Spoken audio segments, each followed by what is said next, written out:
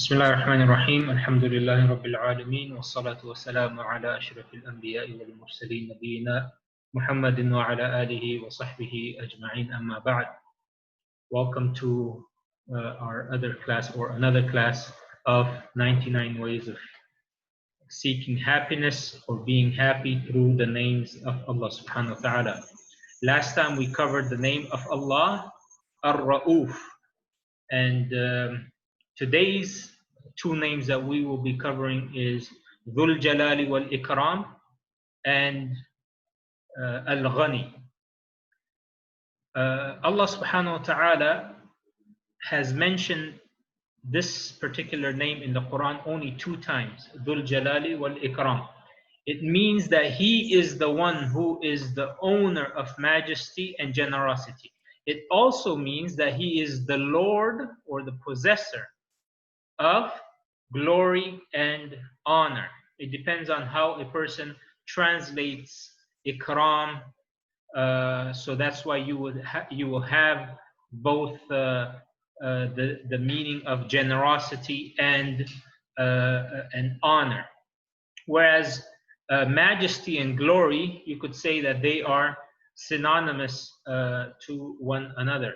So if you have if you have a book, that you would either find this or both of them, or maybe even a little bit slightly different. But Allah subhanahu wa ta'ala, He is Dhul-Jalaal Wal-Ikraam. It is mentioned only two times in the Quran, and both of those times are mentioned in Surah Ar-Rahman in chapter 55. So Allah subhanahu wa ta'ala, He is the possessor of majesty and Lord of all glory and honor. He is the sole owner of complete glory, honor, and majestic attributes and qualities.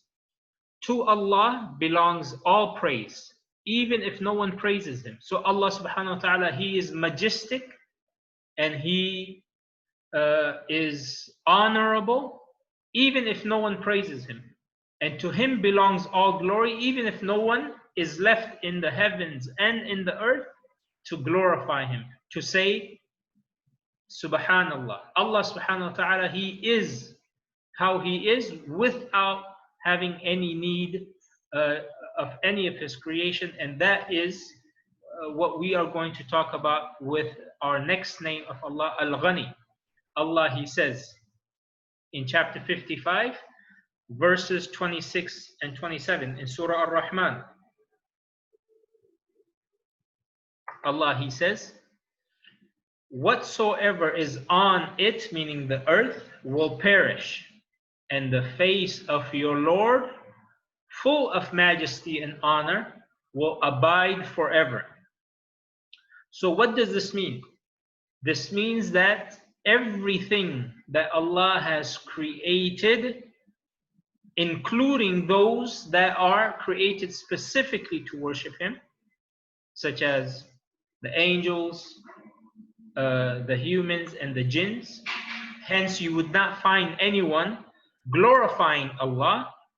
And very, very beautifully, Allah subhanahu wa ta'ala, He says that even though everyone will perish, yet the face of your Lord, full of majesty and honor, will abide forever. So what does that mean? That means even though there is no one left in this world, yet Allah, He is Dhul-Jalaal Wal-Ikraam, and He will be like that forever. So Dhul-Jalaal Wal-Ikraam is the possessor of generosity, from whom every one of us, we draw our generosity from. So if you see a person who is generous, where did he get this concept of generosity? Do you think that was something innate in him? Do you think he was generous in essence?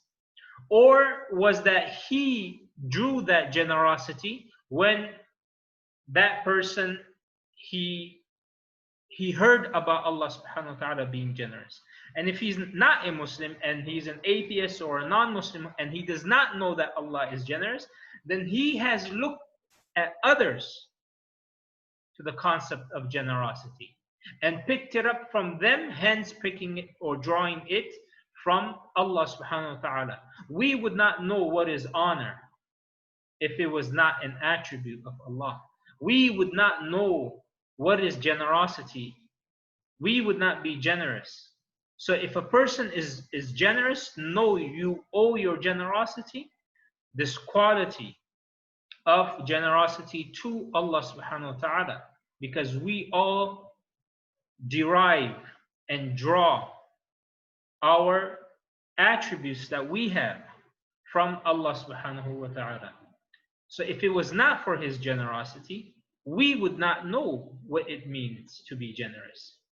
He's the source of everything that is good, of everything that is great. Anything that is good comes from Allah. Anything that is great comes from Allah subhanahu wa ta'ala. So he is the source of great splendor and abundance. He gives without asking anything in return. And that is what it means to be honorable. Allah, he is honorable because he does not ask for anything in return. He provides provision without being asked. Isn't that being generous? We only give when someone asks. Whereas Allah subhanahu wa ta'ala gives even if we don't ask him. When was the last time we asked Allah to give us good health? When was the last time we even asked Allah before we were born into this world? Oh Allah, make us to be born in a Muslim family, or make us from amongst the adherents or the followers of the Prophet Muhammad sallallahu alaihi wasallam, or anything today. Did we ask Allah, oh Allah, give us health, give us security in our life, give us honor? Yet Allah, he gave us that. He gave us a roof over our heads. He gave us sustenance without even us asking him. And that is the real concept of generosity. So Allah, he provides for us even when we don't ask him. He spends without limit. Since the beginning of the creation, Allah has been providing for them, both the humans and the jinns and the animals, and everything. Allah has been providing for them without any limit ever since the creation of the beginning of his creation. Allah subhanahu wa ta'ala, he says in chapter 55 verse 78, and just note that this verse is mentioned in the context of, this is the end, this is the last verse of Surah Ar-Rahman. So we know the context of it, right? Because Surah Ar-Rahman, almost every other verse, it says, فَبِأَيِّ آلَاءِ رَبِّكُمَا تُكَذِّبَانِ? Which of these favors? So Allah, he mentions a particular favor, and then he mentions which of these favor of your Lord do you deny? So almost every single verse of Surah Ar-Rahman has that. فَبِأَيِّ آلَاءِ رَبِّكُمَا تُكَذِّبَانِ? So in the context of all of these ni'mah, these bounties that Allah gives to us both in this world and has saved for us in the hereafter, in that context, Allah subhanahu wa ta'ala, he ends Surah Ar-Rahman. He says, Tabarak asmu. Tabarak, like barakah, blessed be the name of your Lord, the owner of majesty and honor. Only a majestic being will do this for his servants, even though they don't deserve it. And only a person, a being full of honor, will give that. And all of these ni'mah are a source of honor and generosity from Allah subhanahu wa ta'ala. Now, how can we benefit and embody and live by the name Dhul-Jalaal Wal-Ikraam? Now, we all enjoy countless blessings from Allah due to his generosity in this world. In fact, we were honored by Allah to be created as humans. If Allah wanted, He could have created us as animals. But because of the generosity of Allah, because He gives without us even asking Him, He has created us as humans. And that is an honor. Just look at the animals on the street. Do we honor them?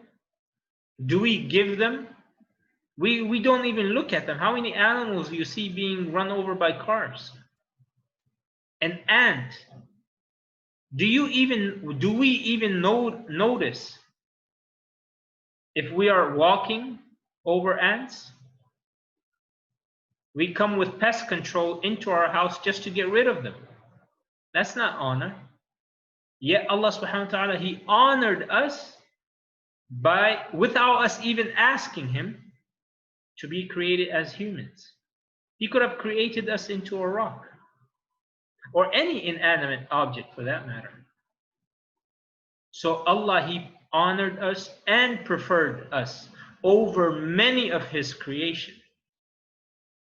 Allah, He says in chapter 17, verse 70, chapter 17, verse 70, and we have certainly honored the children of Adam. وَلَقَدْ كَرَّمْنَا بَنِي آدَمَ وَحَمَلْنَاهُمْ فِي الْبَرِّ وَالْبَحْرِ وَرَزَقْنَاهُمْ مِنَ الطَّيِّبَاتِ وَفَضَّلْنَاهُمْ عَلَى كَثِيرٍ مِّمَّنْ خَلَقَ تَفْضِيلًا. And we have certainly honored the children of Adam and carried them on the land and sea and provided for them of the good things and preferred them over much of what we have created with definite preference. Now Allah, He mentioned preferred and then He mentioned preference again in order to give an emphasis, saying that we have indeed preferred them with a preference. So it is like we have preferred them 2 times over any other or most of the creation of Allah. That's what it means. So it doesn't really make sense in the English language, but this is part of the Arabic grammar. That Allah, He says that He preferred them a preference. That's how it will be. مِمَّنْ خَلَقَ تَفْضِيلًا وَفَضَّلْنَاهُمْ عَلَى كَثِيرٍ مِمَّنْ خَلَقَ تَفْضِيلًا. And we preferred them a preference. So that is one preference, and this is a second preference. I wouldn't even know how to give an example in the English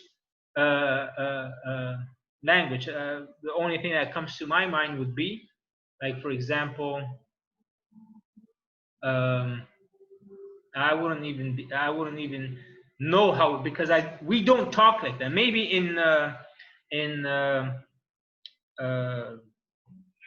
in Shakespearean English they may have something like that, but I wouldn't even know how to. That's why you would see the translation, and sometimes it wouldn't really make sense to us because we don't have such sayings in the English language. So Allah, He says, and we prefer them a preference, meaning 2 times that Allah has, and that is an emphasis to the way Allah subhanahu wa ta'ala has preferred mankind. He has honored us. And those that say that we come from chimpanzees because they are the closest relatives to Homo sapiens are actually not recognizing this honor of Allah. And by the way, I'm not only talking about the evolutionists, I'm also talking about certain Islamic personalities and scholars who are advocating for this in the name of making the Quran and science harmonious with one another, and that is a fallacy in of itself. In any case, Allah subhanahu wa ta'ala, He has given us that preference over many of His creations. So sometimes we may not enjoy the bounties of Allah in this world as we would like to. or we would hope for. But that should not be a grief or a worry for us, that Allah is somehow trying to humiliate us or abandoning us through the absence of such bounties. How many people have Allah given His bounty in this world, but will deprive them in the hereafter? Allah subhanahu wa ta'ala, He says in the Quran, أُولَٰئِكَ الَّذِينَ لَيْسَ لَهُمْ فِي الْآخِرَةِ إِلَّا النَّارِ, that they will not have anything in the hereafter except for the fire. So how many people have Allah given them His bounty in this world, but will deprive them in the hereafter? In fact, the famous dua that we all recite is mentioned in the Quran, but right before that verse, Allah subhanahu wa ta'ala, He says, فَمِنَ النَّاسِ مَنْ يَقُولُ رَبَّنَا آتِنَا فِي الدُّنْيَا وَمَا لَهُ فِي الْآخِرَةِ مِنْ خَلَاقٍ. And there are some people who ask Allah, oh Allah, give us the bounties or give us the good of this world, i.e. they forget the hereafter, and they will not have anything of the hereafter. And then Allah, He says, وَمِنْهُمْ مَنْ يَقُولُ رَبَّنَا آتِنَا فِي الدُّنْيَا حَسَنَةً وَفِي الْآخِرَةِ حَسَنَةً وَقِنَا عَذَابَ النَّارِ. And from people there are others who ask Allah and say, oh Allah, give me the good of this dunya and give me the good of the hereafter and save me from the punishment of the fire. So how many people forget to ask Allah? When we make our dua today, when we all made our dua, when it was raining today, what dua did you make for yourself and your family? After salah, if you made dua, what dua did we make to Allah? Throughout the day, I'm sure there are certain instances in which you feel that you need something from Allah. Was it guidance, religious guidance? Was it beneficial knowledge? Was it halal sustenance?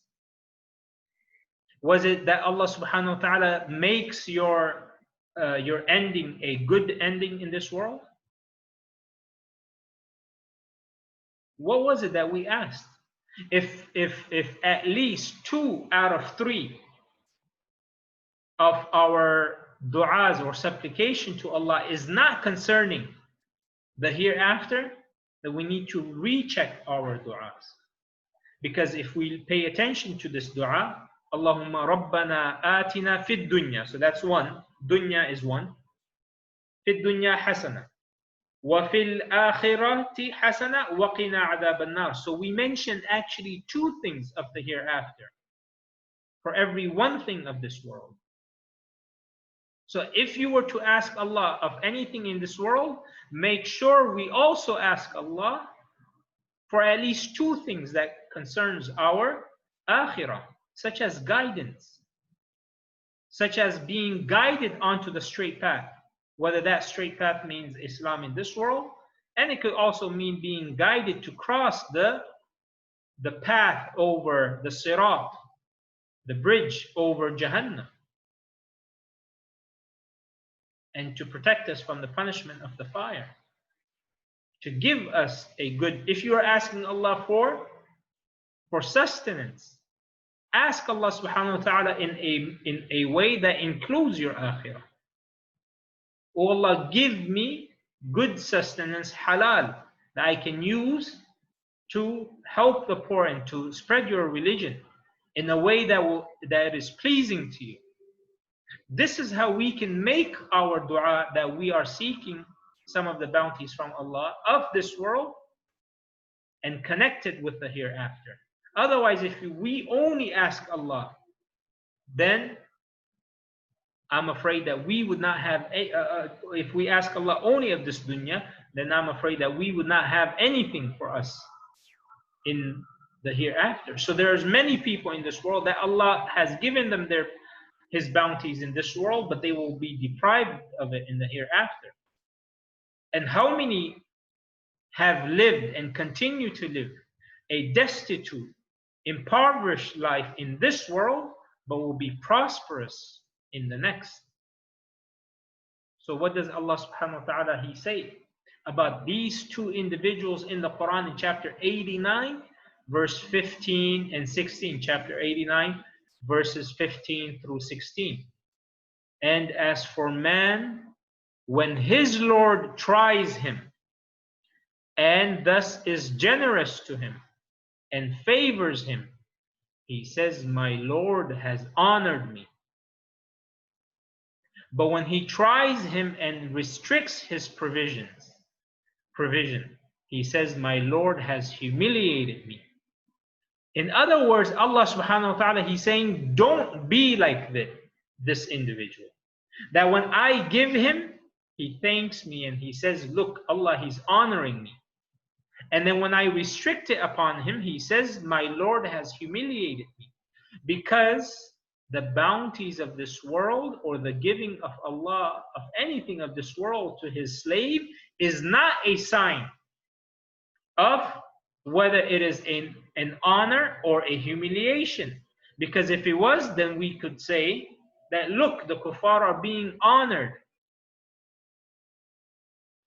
by Allah through what they have of this world. That's why they don't have anything that we can look up to them for. What do they have that we could look up to them? Because we look at people who are honored and they are honorable. We don't look up to people who are humiliated. So it is not a sign of humiliation or honor if Allah has given or withheld anything of this dunya from an individual. So sometimes we may be looking up to people who are living in multi-million-dollar mansions, providing them with unimaginable views. There was one house I went, this was about 14 years ago. 14 years ago. 13 years ago. $17 million house. I was appraising the property to see how much they called me up and said, can you appraise the property for us? So I appraised the property, and it came out to $17 million. They have a beautiful view of the Pacific Ocean, and they have all kinds of amenities in the house, a pool, a 9-car garage, an elevator. Right? So we may look up to them. That look, these people have these mansions, giving them such luxury and enjoyment in this world, comfort.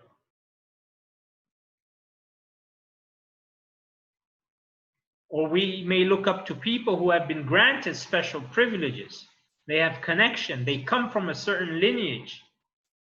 They have a certain amount of wealth or even looks. Right? But what about knowing that Allah subhanahu wa ta'ala has provided shade on the day in which there is no shade except for His shade for certain groups of people? For certain groups of people. For example, a person whose heart is connected with the masjid of Allah. A person who remembers Allah so much, he makes the dhikr of Allah so much that tears are flowing from his eyes. Two individuals who meet and love, their interaction is only for the sake of Allah.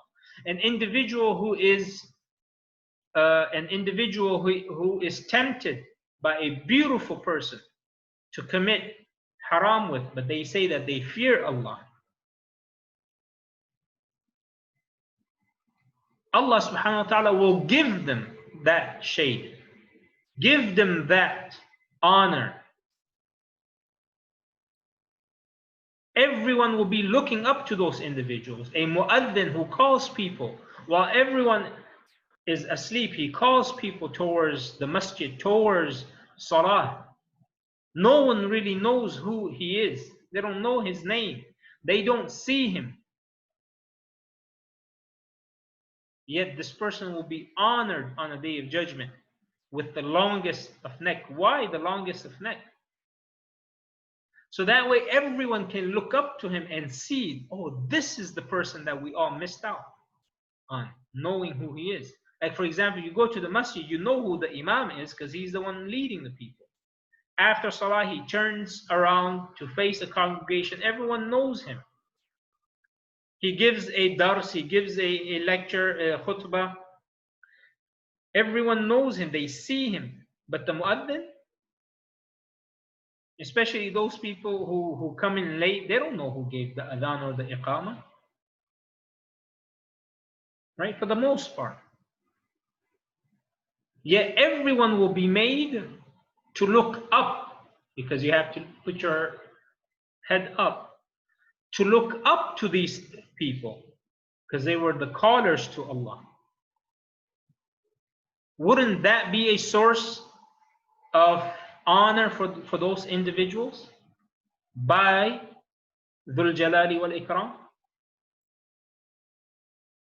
What about the fact that Allah subhanahu wa ta'ala will brighten our faces and beautify them when we look at His face while being in the company of prophets and friends?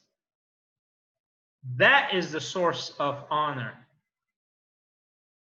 Not what Allah has given us or not given us in this world.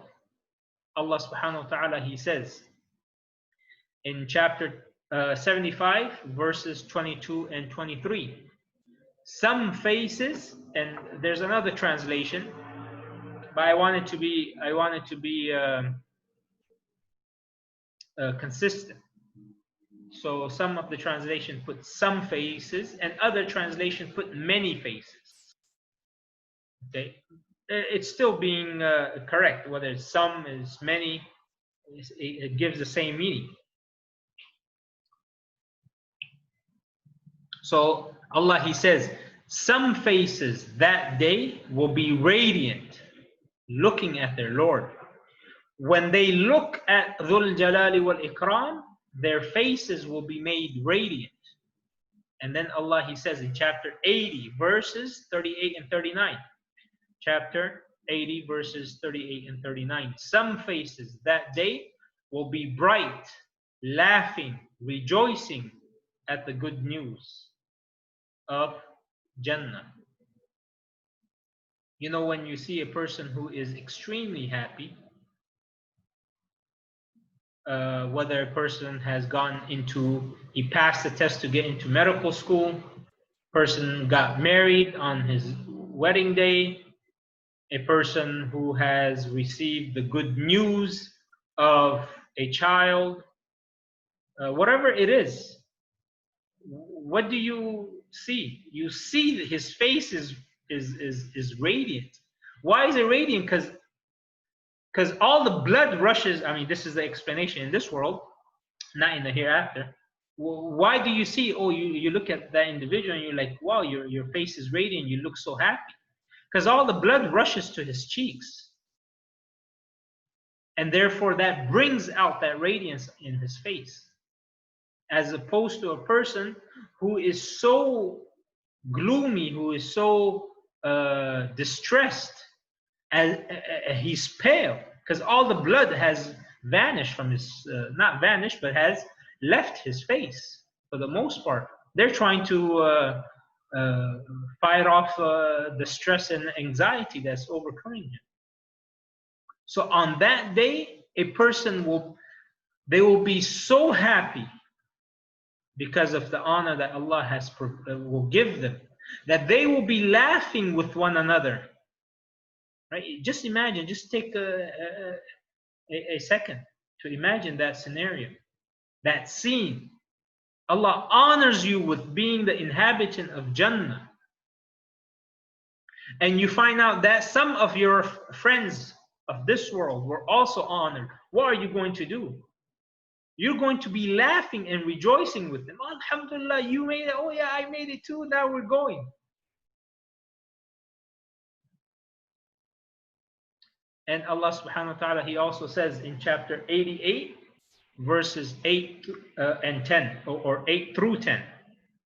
Other faces that they will be joyful with their effort, they are satisfied in a lofty paradise. So other faces, they will be extremely joyful in being in a lofty paradise, and they will be satisfied and content with their effort.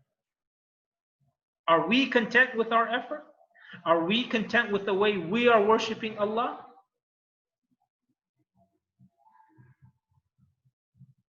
The way we are making dhikr to Allah? How often are we doing it? There's nothing a person will regret in Jannah except the time spent without the dhikr of Allah in this world. And also Allah subhanahu wa ta'ala, He says in chapter 77, verses 41 to 43, indeed the righteous will be among shades and springs and fruits from whatever they desire, being told, eat and drink in satisfaction for what you used to do. So who should we be looking up to? Those people that have, you know, these crazy amount of wealth, and they have these mansions and these looks and these privileges in this world. Should we be looking up to them and aspiring to be like them? Or looking up, because that may or may not be acquired by an individual. You can work your whole life and still not make it. Right? But if you spend your whole life trying to struggle for the akhirah, Allah guarantees you that you will make it.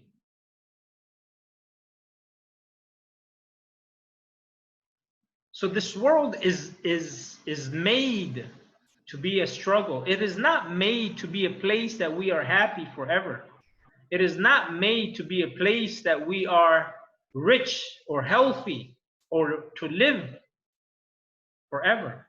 These things, whether it's riches or life or health or happiness, these 4 or 5 things are kept in the hereafter to be infinite and forever. So Allah has created humans to be in constant toil. So we are always struggling in this world. But don't ever lose focus of the akhirah. A person will be in, you know, tip-top shape in this world today. Tomorrow he's in a wheelchair. Today he's doing perfect. He's laughing and eating, and tomorrow he's in the hospital. And people are like, but just yesterday we were laughing, and he seemed perfect. So we should never lose focus of that life which is void of hardship and pain. But this world, the meaning of this world is pain and hardship and toil. That's what this world is. Even if a person has acquired wealth, has he acquired it easily? He has acquired it with hardship and pain. How many people how many people left his friendship? How many people did he lie to and he cheated in order for him to do that? But in the akhirah, in Jannah, do you think a person will be doing that? Do you think a person even has to worry about how he has to get rid of the food that he just ate? Rather, it becomes like sweat. And some narrations have it that a person will just burp. And that is a sign of his, you know, like digestion. So a life full of bliss, happiness, and honor is waiting for those individuals in Jannah, and the greatest of which is to see the face of Dhul-Jalaal Wal-Ikraam. You put all of the bounties of Allah, of Jannah, on one side, and just the bounty or the honor of Allah allowing us to see Him in Jannah on another side, it completely outweighs everything else. That's why the kuffar will be prevented from seeing Allah. They cannot see Allah. But the people of Jannah, depending on their ranks, they will be given a meeting with Allah, depending on their ranks. So if a person, but the minimum is once a week. The minimum. Everyone will get to see Allah at a bare minimum once a week, every Friday. And there are people, anytime you want, you could have a meeting with Allah, or you could see Allah. There's a beautiful hadith. It's a very, very long hadith. So I just took out the ones that is pertaining to our topic, Dhul-Jalaal Wal-Ikraam. The Prophet ﷺ, he says, when Friday comes, among the days in the hereafter, so there are days in the hereafter, and one of the days is called a Friday. So how long are those days? We don't know. So when Friday comes, among the days in the hereafter, the Lord, may He be blessed and exalted, will descend from His throne to His kursi. Now, the way some scholars have translated kursi, it means either a chair or a footstool, you know, but I'm just going to leave it as kursi. So Allah will descend from His throne to His kursi. And the kursi will be surrounded with seats of light on which the prophets will sit. These seats will be surrounded with footstools of gold on which the martyrs, the shuhada, will sit. The people of the chambers will come down from the chambers and sit on sand hills of musk.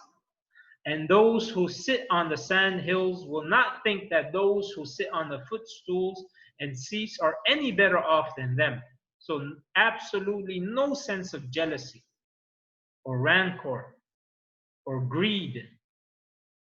So everyone, Allah will make them feel as if He has been honored more than anyone else. So that's the sense. That's the feeling every one of us will have. So a person, the lowest level of Jannah, he will never think, even though in reality, we know that the lowest level of Jannah is the lowest. There's people much higher than him, like the prophets and the righteous and the martyrs and the truthful ones. But this person will never feel that. Allah will give every single one of us that type of satisfaction and feeling on the day in Jannah. So He will not think that those who are sitting above Him or in better positions, such as the footstools and seats, are any better off than them. Then the owner of majesty and honor, Dhul-Jalaal Wal-Ikraam, will appear and say, ask of me.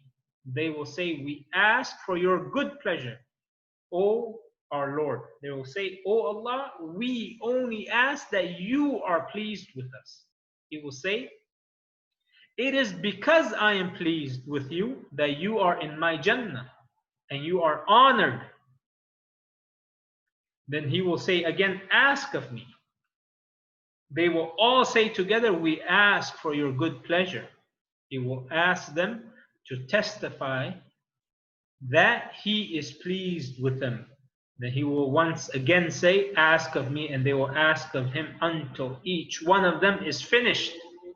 Then He will grant them that which no eye has seen, no ear has heard, and it has not crossed the mind of any human. And there's another narration, right, or another version, in which they will ask Him, O Allah, grant us or honor us to see your face. And Allah subhanahu wa ta'ala will remove the hijabs, the veils that are in front of him. And everyone will fall down in prostration. And they will say this beautiful dua that we all say today. After every single salah, Allahumma anta salam wa minka salam tabarakta ya dhal jalali wal ikram. That is the dua, or that is the supplication, a form of dhikr that the people, when Allah honors them with seeing him, they will say, Allahumma anta salam wa minka salam tabarakta ya dhal jalali wal ikram. And this is the same supplication that we say after every single dua, after every single prayer. What does it mean? Oh Allah, you are peace, and from you is peace. Blessed are you, O owner of majesty and honor. O owner of majesty and honor. So Allah subhanahu wa ta'ala, that's why we cannot say, may the peace be upon Allah.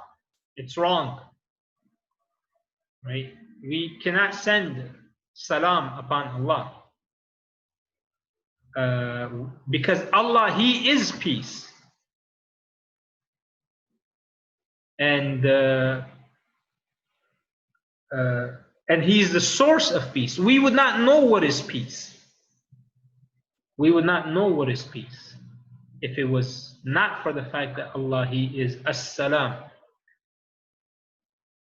And this is a dua that the Prophet ﷺ, he never ever missed after every salah. Aisha radiallahu anha said that the Prophet ﷺ would sit after salah just for enough time where he could say, Allahumma anta salam wa minka salam, tabarakta ya dhal jalali wal ikram, which means that if you are in a hurry, this is the minimum that you should say before heading off. And there is another beautiful hadith in which if we want anything, if you really want something from Allah and you want it to be accepted by Allah, there's a few things we can do. Number one is we have that full conviction that Allah, He is going to answer our dua. Number two, we are persistent in our dua. And number three, we ask Allah by this name, Ya Dhul-Jalaal Wal-Ikraam. For those that don't know the Arabic language, or at least the grammar, over here it's Ya Dha. It's not Dhu. Because whenever we have Ya, after that it has to be Fatha. If you guys remember, Ya, and then after that it has to be Fatha or Mansub. So Dhu, on the other hand, there's a Dhamma. So we don't say Ya Dhul-Jalaal Wal-Ikraam. It doesn't change the meaning. It's just grammatically it will be incorrect. So for example, if you're going to call someone, you will say Ya Abdallah. Okay? Especially if it's a name that has, if it's a compounded name, if it has two names. For example, Dhul-Jalaal, that is two separate words. So Ya Abdallah. In any case, if you say Ya Dhul-Jalaal Wal-Ikraam out of mistake, or you don't know, it doesn't really affect the meaning of it. But that is just a side note that I wanted you guys to know. So when we are making dua to Allah, we will have it answered 100% if we follow these three things. Have that conviction that Dhul-Jalaal Wal-Ikraam will accept it from you. Number two, be persistent. One time is not good enough. 3 times is not good enough. You have to be persistent. And say and ask Allah and persist in saying Ya Dhul-Jalaal Wal-Ikraam. In fact, the Prophet ﷺ, he said in a hadith narrated by Al-Bukhari and Ahmed. Of course, Al-Bukhari is not in Sahih al-Bukhari. He has written many books, and that's why I have clarified which book he has mentioned this in. So it is not in Sahih al-Bukhari because it does not meet that highest criteria that he has put in. But nonetheless, this is an authentic hadith. The Prophet ﷺ, he said, persist in your dua by asking Allah through Ya Dhul-Jalaal Wal-Ikraam. And there is another hadith in which it says that if a person was to say 3 times Ya Dhul-Jalaal Wal-Ikraam, anything he makes after that is mustajab. It is answered. So if you are asking Allah for something, you could say Ya Dhul-Jalaal Wal-Ikraam, Ya Dhul-Jalaal Wal-Ikraam, Ya Dhul-Jalaal Wal-Ikraam. There's other hadith that says Ya Rabb, Ya Rabb, Ya Rabb. We have already mentioned that in the name of Allah, Ar-Rabb. This is how we can live by this beautiful, beautiful name of Allah subhanahu wa ta'ala. Are there any questions?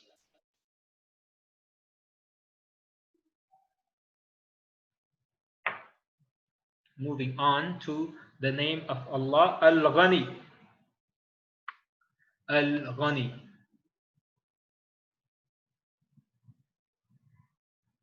The rich, the self-sufficient. Actually, I'm reluctant to put that as a primary.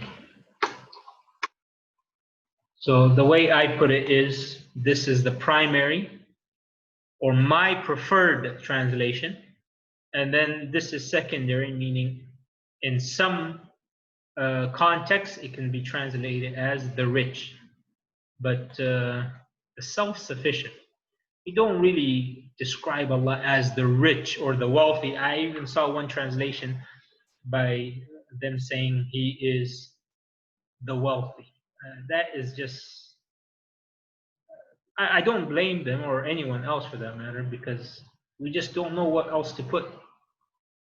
So self-sufficient is probably the most closest to that, to the translation. In any case, Allah subhanahu wa ta'ala, He is Al-Ghani, the one who is self-sufficient. He is rich in His essence, and He is needless. He does not need anything.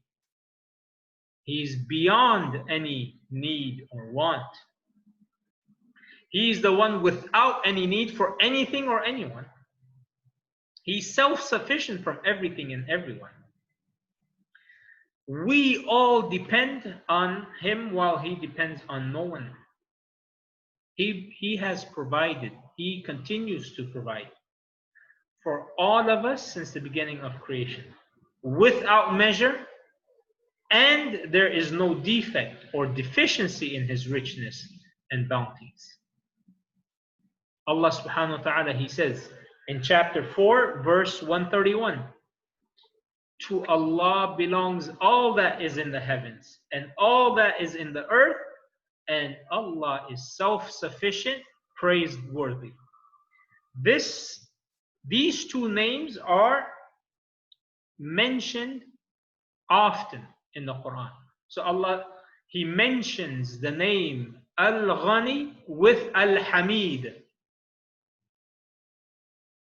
And that tells us, I want you guys to pay attention, or pay special attention to this. A person who is self-sufficient, don't you think he is praiseworthy? As opposed to a person who is reliant and dependent on others? Whether that is your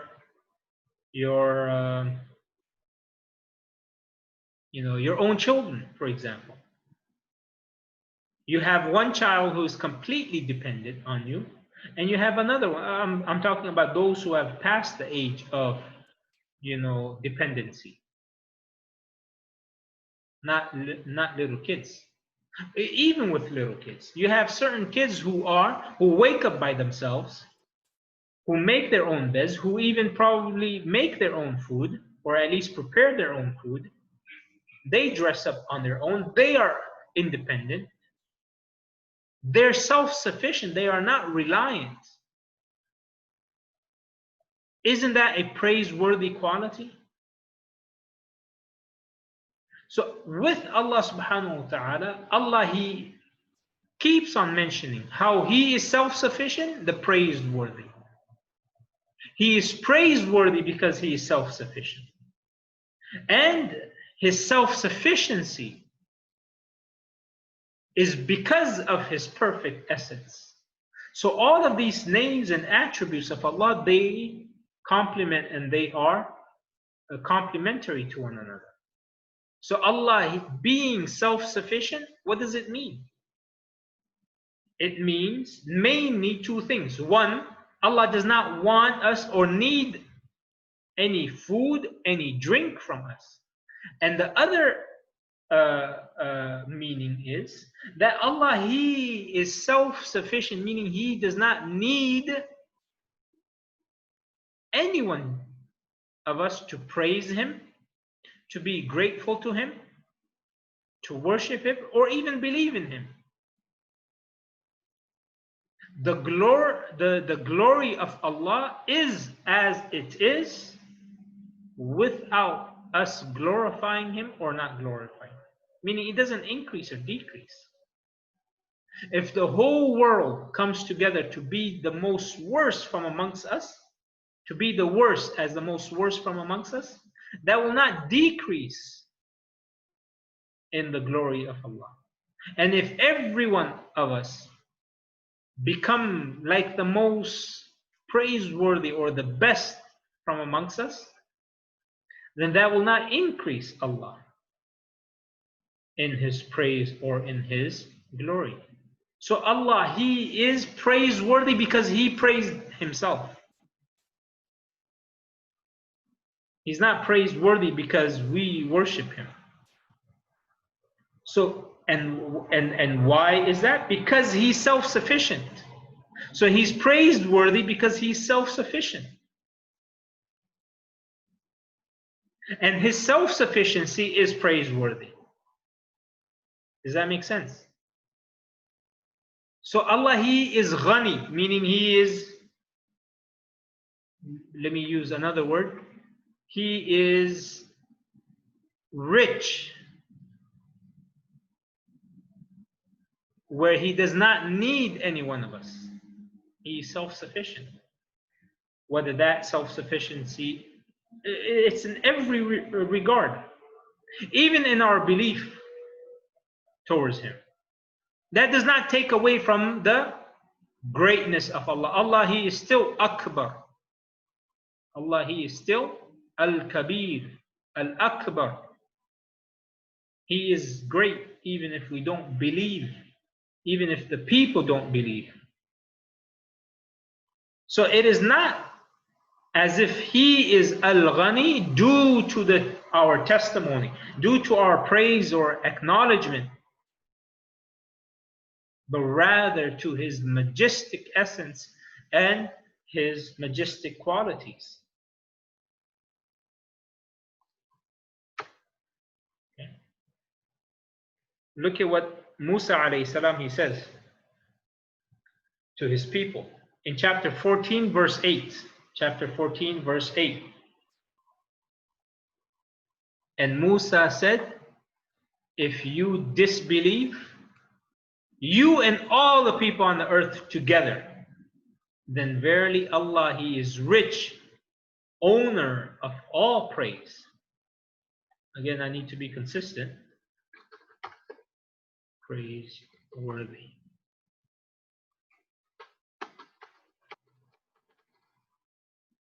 Okay. That translation, I use several translations like I mentioned to you all before, but I go ahead and I change it a bit here and there, because sometimes it just doesn't make sense. Like for example, some translations I have seen come across, then verily Allah is the free of all need. So what do I do in that case? Right? So I have to change it. Then verily Allah is the free of all need. Right? So it doesn't really make sense in English, but of course in the Arabic it's beautiful. So Musa alayhi salam, he says, In takfuru antum waman fil ardi jami'an fa inna Allah laghaniyyun hamid. Allah, He is al-ghani, He is ghani and He is hamid, praiseworthy. Which means what? Our disbelief does not affect the self-sufficiency and the praise of Allah subhanahu wa ta'ala. Also Allah, He says in chapter 27 verse 40, chapter 27 verse 40, and whoever is grateful, his gratefulness or his gratitude is only for himself. Meaning when we are grateful to Allah, that's for you. What does that mean? That is for you. Meaning when we thank Allah, actually we are bringing about an increase of the bounties of Allah upon us. So as if we are asking Allah, oh Allah, increase us. So you guys get it? So it is for us. That's one one meaning. The other meaning is that it is actually you are getting the reward for it. It's not like when we are grateful to Allah, then somehow it increases Allah in something.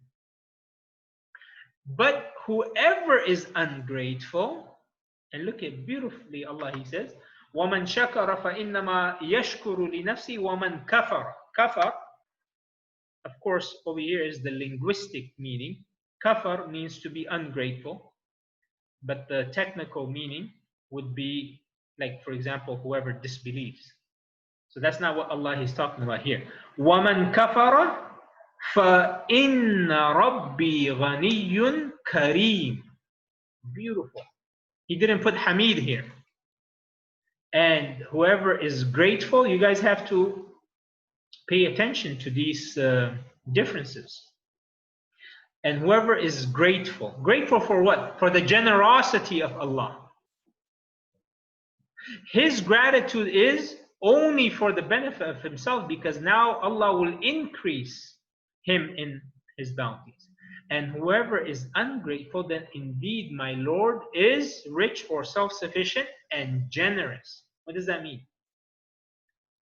Over here, you guys have to pay attention here, because it requires, you know, some deep reflection. Over here, Allah is saying that if you are grateful, that is actually for yourself, because now your gratitude will go about bringing you more benefit, both in terms of that bounty as well as in terms of good deeds and so many other things. But whoever is ungrateful, then indeed my Lord is rich or self-sufficient, which means that Allah, He is self-sufficient from your gratefulness. But Allah, He still is He is such Dhul-Jalaal Wal-Ikraam, such Kareem. He is the most generous. Still Allah is saying that for those who are ungrateful, I am still generous to them. Does that make sense? Then so Allah, He is rich, He is self-sufficient from any of your ungratefulness. That doesn't make Him rich in praise or glory or in attributes. He's self-sufficient from all of your ungratefulness. And generous, meaning yet Allah, He will still provide, or He does still provide for those who are ungrateful to Him. And we see that manifest. We see that manifested just throughout the world. All you have to do is look at the kuffar, وَمَنْ كَفَرَ, those who are ungrateful, those who have disbelieved. Do you think they wake up and say, Alhamdulillah alladhi ahyana ba'da ma matana wa ilayhi nushur? Do you think when they eat, they say, at the end of their food, they say, Alhamdulillah? No, still Allah, He's generous to them. A beautiful, beautiful pairing of these two names of Allah. Allah doesn't randomly put just two names together and ends a specific verse. Allah, He is self-sufficient from any of our ungratefulness, but yet and that gives us hope. And sometimes when we are ungrateful, imagine if for every time, imagine what if Allah said, and whoever is ungrateful, then indeed Allah, He is self-sufficient and will not provide for them or withhold from them. Or He used the name, for example, Jabbar or Qahhar, the subduer. He restricts their provision. No, Allah doesn't do that. Beautiful pairing of these two names. Yet Allah, He still, as if to tell us that if you are ungrateful, then because I am so self-sufficient, I'm still going to be generous to you.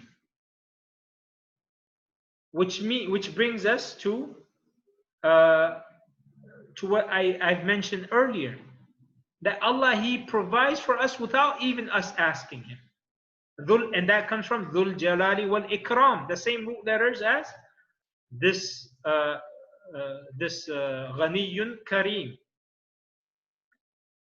Also, Allah, He says in chapter 29, verse 6,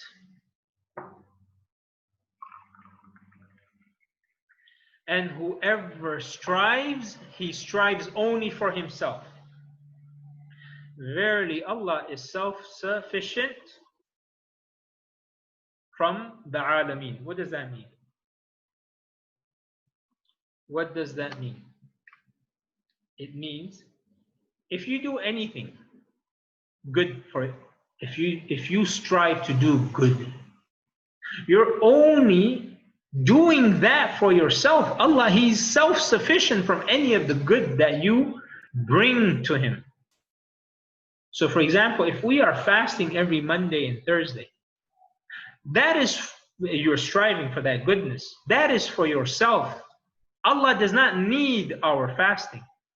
Allah does not need us to stay away from food and drink and desires. Because Allah, He is self-sufficient. What does Allah get? Nothing. Allah doesn't benefit from it. So this is another indication that whenever we do anything good, always think that this good, the source of that good is from Allah, because Allah, He is at-Tayyib. That is another name we'll talk about maybe next month, inshallah. So Allah, He is self-sufficient from the alameen, from everyone, everything that exists. And last but not least, Allah, He says in chapter 64, there are just so many verses. I think this name is mentioned about 11 times in the Quran, and its derivatives are mentioned many times in the Quran. So this beautiful name of Allah is mentioned about 11 times in the Quran. In this, last but not least, Allah, He says in chapter 64, verse 6, that was because there came to them their messengers with clear proofs, but they said, shall human beings guide us? So they disbelieved and turned away from the truth, and Allah was not in need of them, and Allah is rich, praiseworthy. So you see how Allah is saying that messengers came to them with clear proofs and evidence, but they said, oh, so now should we be following human beings? You guys are just human beings as us. Why should we follow you? Right? The same excuse that all nations use against their prophets. So they disbelieved and turned away from the truth. And Allah was not in need of them, and Allah is rich and praiseworthy. And this is what I mean over here, that Allah being self-sufficient means that He is in no need of anyone praising Him, being grateful to Him, worshiping, or even believing in Him. He is self-sufficient, doesn't harm him. Now, what are some of the benefits that we can derive from this name?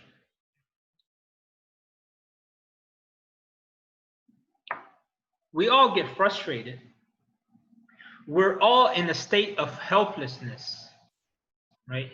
And some of us, we experience frustration throughout our lives, maybe throughout the day, some more or less than others. And sometimes we just need someone to talk to vent, to seek help from, right? But we realize that once uh, we realize that when our frustration grows, or if it's consistent, and if it is occurring more frequently, we realize that not everyone has time for us, including our most loved ones, our closest people. They don't have the time or even resources to help us all the time. How many times can your parents bail you out? How many times can your children bail you out? How many times? Well, they should be every single time. But sometimes it's not their fault because they just don't have the resources to do that. Right? So we will realize this name, Al-Ghani, you will come to realize this when you hit that dead end with people. And it's not that people are bad or people don't want to help. It's just the fact that people, you are not the sole attention or focus of people, right? Because they all have their own problems. They all have their own needs. They all have their own limits. All of us, we are limited in resources, even in attention span, right? We may be even limited in knowing how to help individuals, right? So they are limited in their ability to be there for us or help us. So the thought that Allah, He is Al-Ghani, the one whose help and attention towards us is limitless, should be liberating and bring comfort to us during our times of need. Allah, He is rich in that, if you guys see the connection.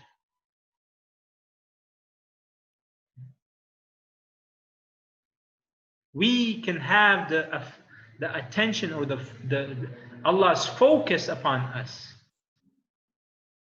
Never is Allah unaware, which means that He is limitless. And He doesn't want anything in return, so He is needless. So Allah subhanahu wa ta'ala, He mentions how we are all in need of Him.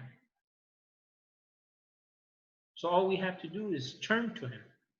Allah, beautiful. This is one of the most beautiful verses in the Quran that I refer to, that I remind myself. And it's worth your while to really memorize this, both in Arabic and in English. Beautiful verse. Allah, He says in chapter 35, verse 15, Ya ayyuhan nasu antumul fuqara'u ila Allah. O mankind. Now, most of the verses, well, I shouldn't say most, some of the verses, you will find that Allah is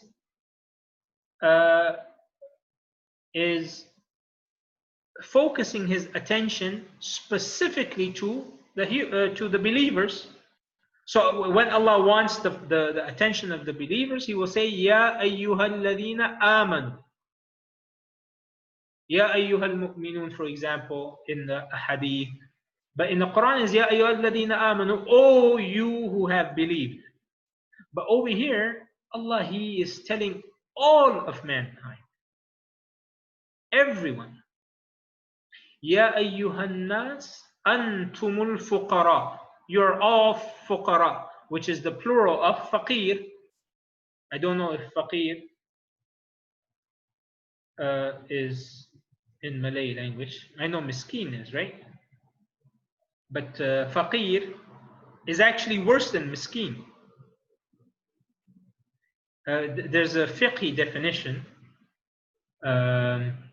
They say a miskin is someone who has only enough to fulfill his needs. Yet you can still give zakat to him, by the way, because he's miskeen. We are thinking, some people are like, I forgot who it was. I forgot where it was or who it was when they were distributing their zakat. They say, I want to go to the people who are like absolutely like, destitutes. I want to give my zakat. No, you give your zakat even to a person who is a traveler, a millionaire who is a traveler, but he has no access to his wealth. You can even give him your zakat. You can give zakat to miskeen, to people who have a house, right? They own their house. They have a car, but they're just barely making ends meet, meaning their needs are met. That's how much they're earning. Yet you could, so don't ever think that you need to give your zakat to those people who have raggedy clothes and they're, no.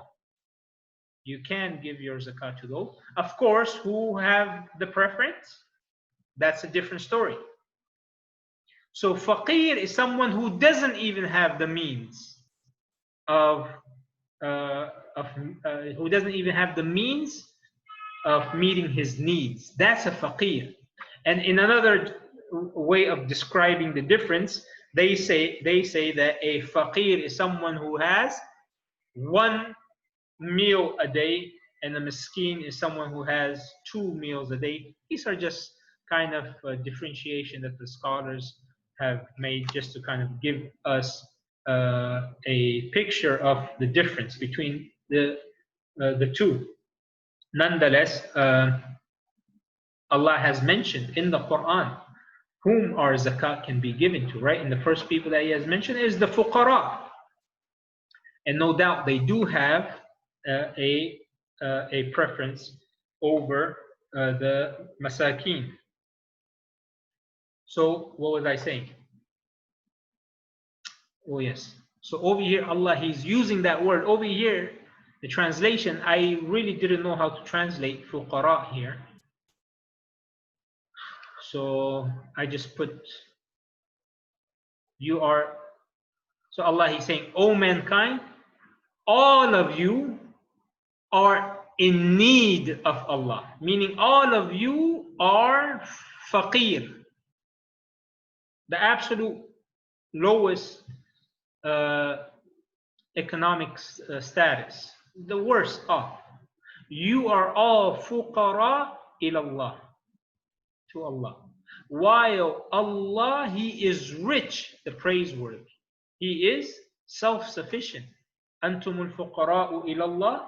Wallahu huwal ghaniyyul hamid. Again, Allah uses these two.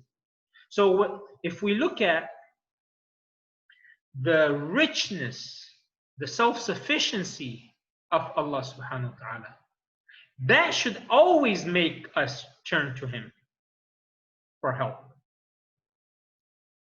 That should always be a source of liberation or a source of comfort for us. Look at how Musa alayhi salam, he sought help from Allah. He sought comfort from Allah.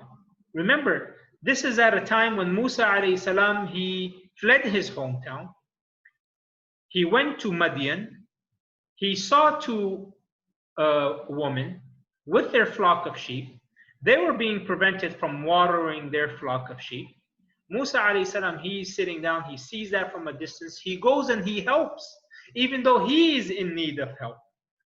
So he goes and he helps these, and what does he do? Like, he doesn't have this attitude where, why should I help him? I need help. No, he goes and he helps them. And by the way, this is before him being a prophet. But that essence is there in him, that quality. And then he goes, he retreats back. He doesn't ask them for anything. He goes and he retreats back. He seeks shelter. And he says, my Lord, truly I am in need of whatever good that you bestow upon me. My Lord, فقال ربي إني لما أنزلت إلي من خير فقير. Okay? So he says, oh my Lord, I am in need of whatever good that you bestow upon me. There was, I think, some of the scholars, they were saying that this is a dua that a person can use, can say, if he wants to get married and he has a hard time trying to find a spouse. And the reasoning that they use this is that after this dua, what happened? Those, or one of the two women, young women, they come and out of their shyness, the way that they approached him, very, very, shyly, they approached him and said that my father would like to reward you for your kindness. So we know the rest of the story and how he ended up marrying one of them. So some of the scholars say that a person can actually make this dua if he is in need and he is unable, or she is unable, to find a spouse.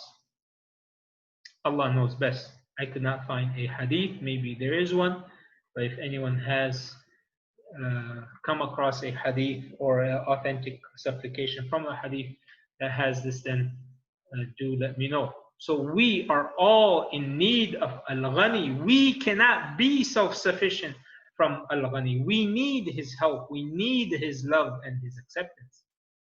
If Allah doesn't help us, who can help us? If Allah does not come to our aid, who will come to our aid? If we do not make avail of his love for us, then who can we turn to?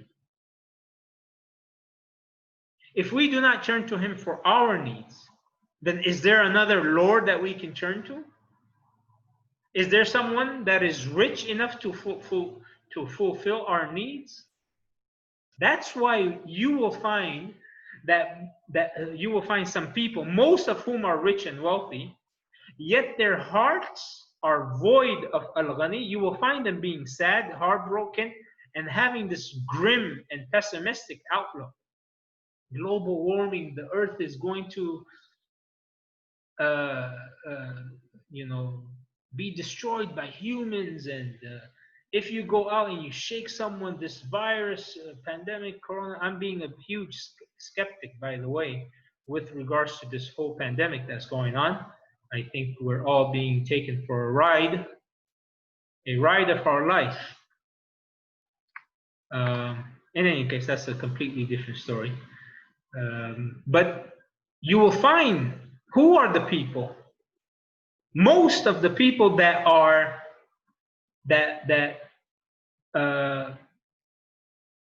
sad, they have this grim and gloomy outlook of this world, of life in general. Who are they? Most of the people that you find, they're the rich and the wealthy. Why? Because even though they have this materialistic world, they have all of this, yet they are void of Al-Ghani. They have made themselves self-sufficient. When was the last time they made dua, oh Allah, put barakah in my wealth? When was the last time they actually asked Allah? But the fact that we are not given this, yet we are asking Allah, Allah put barakah, oh Allah, increase me in good sustenance, oh Allah, make it halal for me, or help me. Allah cannot make something halal that you have attained through haram means.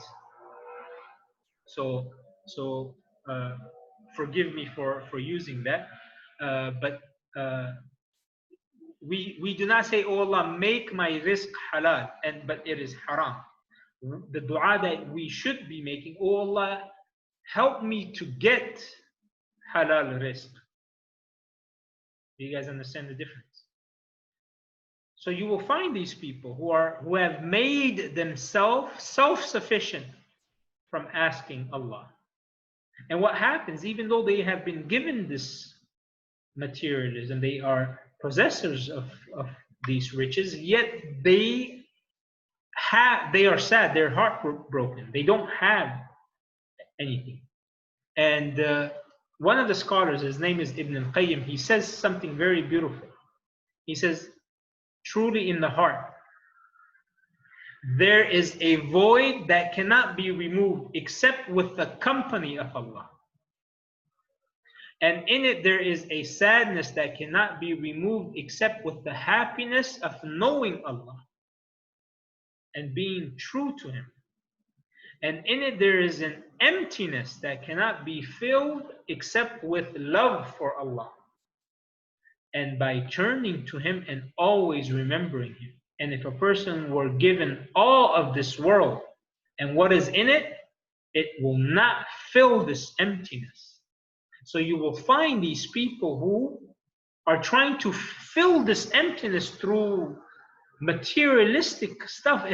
You can't, because the heart is a spiritual thing.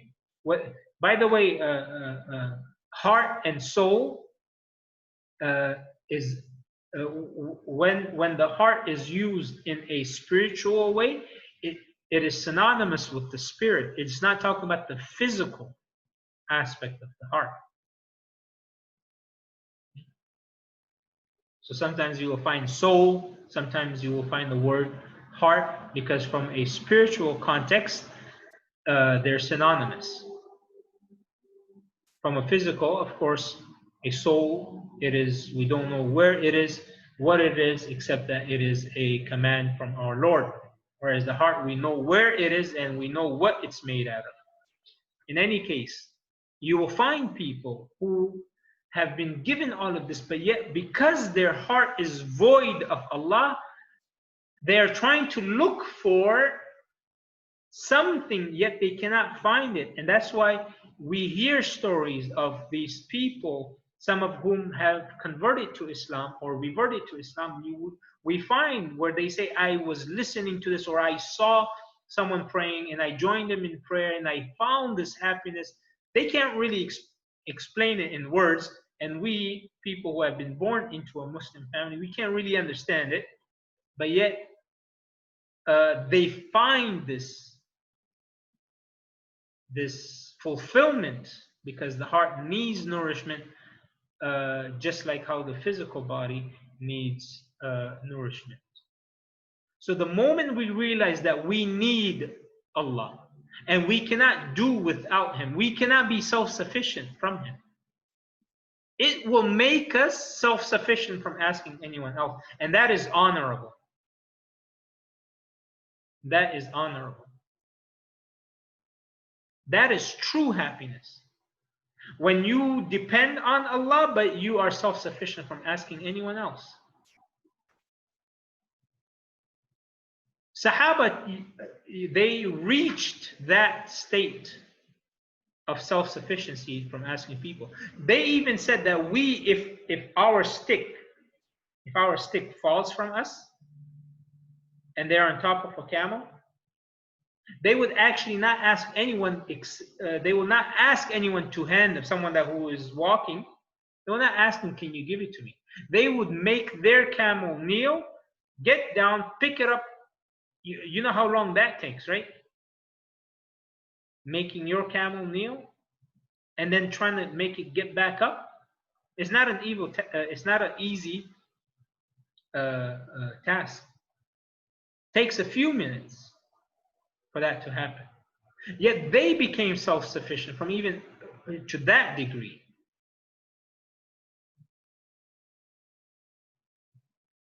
So when we depend and when we realize that we actually need Allah and we cannot do without Him, that is the moment when we are rich and content with whatever Allah has decreed and bestows upon us. The Prophet ﷺ, he says, beautiful hadith in Bukhari and Muslim, richness is not in having many possessions. Beautiful hadith, pay attention to this. Richness is not in having so many possessions. Rather, true richness is the richness of the heart or the soul. true richness is the richness of the soul. One thing I have realized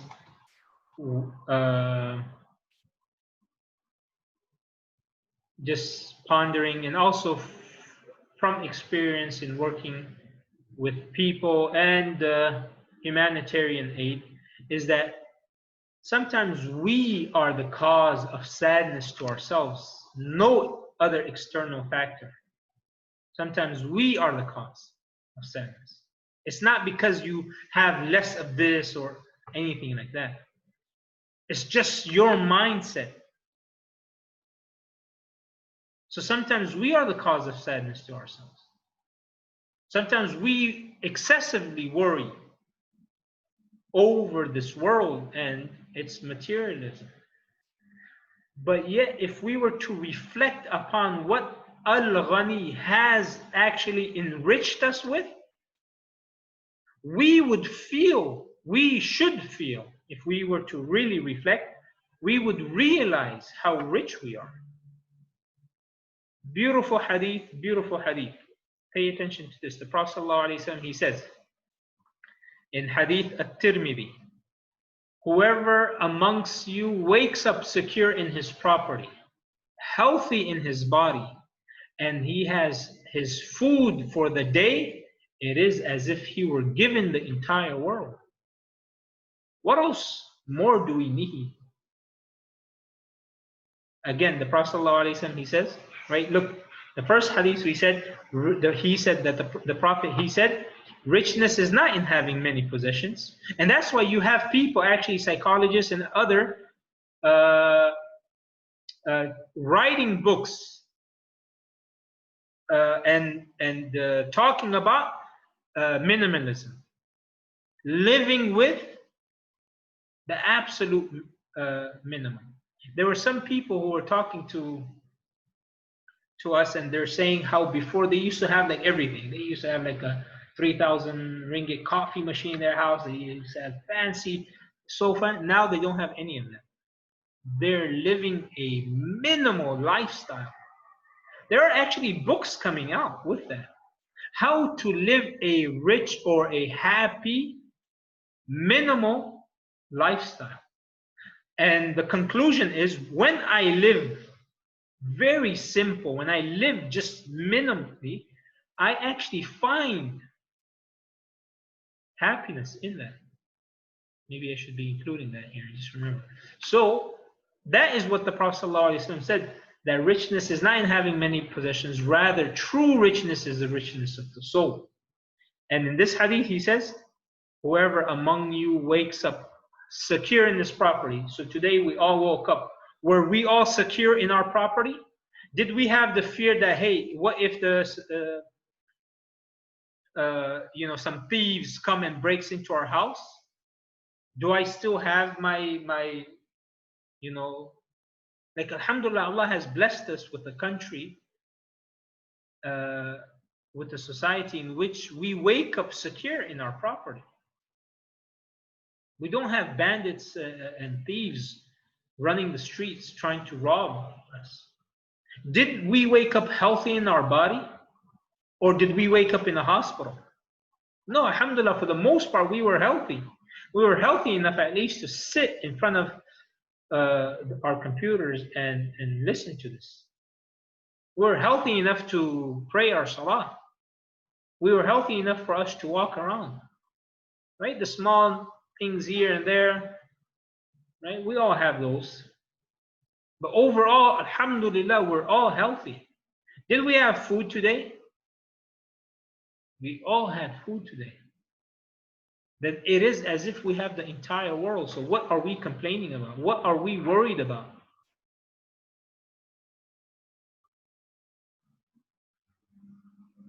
And one of the reasons I find that that's the cause, right? And again, all of it is self-inflicted. Some of it, of course, some of it, or most of it is self-inflicted. We are the cause of the sadness to ourselves. And one of that self-inflicted cause is that we look at what's in the hands of the people. We look at, oh, that person, he has that kind of a car. I wish I have that kind of a car. If you are rich in your soul, in your heart, you will never look at those people. If you do, you will only look at them and say, MashaAllah, Alhamdulillah, for them. May Allah increase them. May Allah increase it for them with khair. So that way they can use it in a manner that is pleasing to Allah. Right? A lot of the people, unfortunately, they have PhDs. You guys know what PhD stands for? What is it? Perseveran Hasad Dinki. A lot of people have PhDs. Perseveran Hasad Dinki. They have this Hasad Dinki. You know, oh, why does this person have? Hey, how much he's making? How much he? They have this. Why is he making more than me? What quality does he have? You think that's going to get you anywhere? Except waking up every day feeling sad while that person is enjoying it? You think that's going to do anything for you? What does that tell you about yourself to you before anyone else? That you have a very evil heart.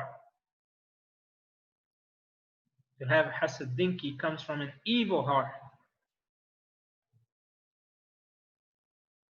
So that is one of the self-inflicted reasons that when we look at what's in the hands of the people, we feel this hasad dinki and this jealousy towards them.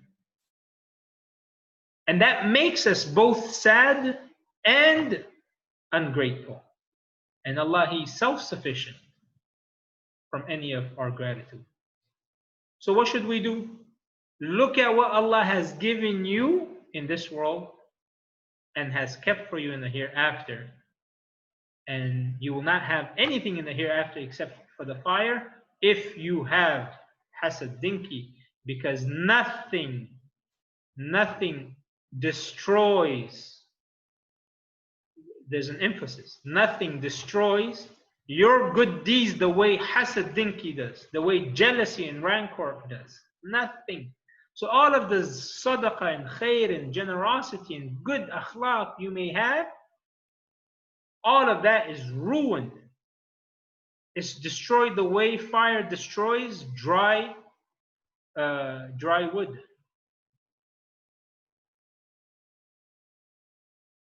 And before it destroys anyone, the first thing it destroys is you and your happiness.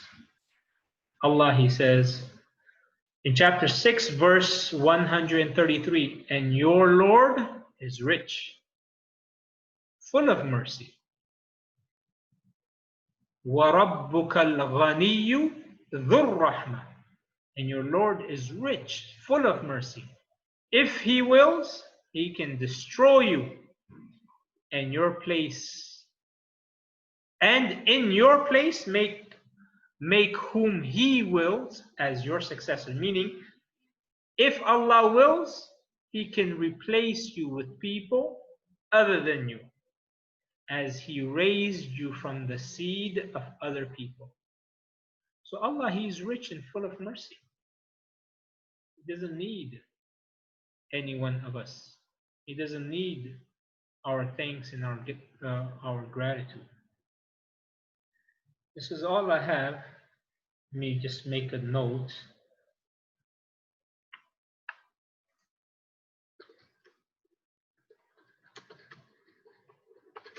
All right. So, any questions that we have? Any questions that you guys have?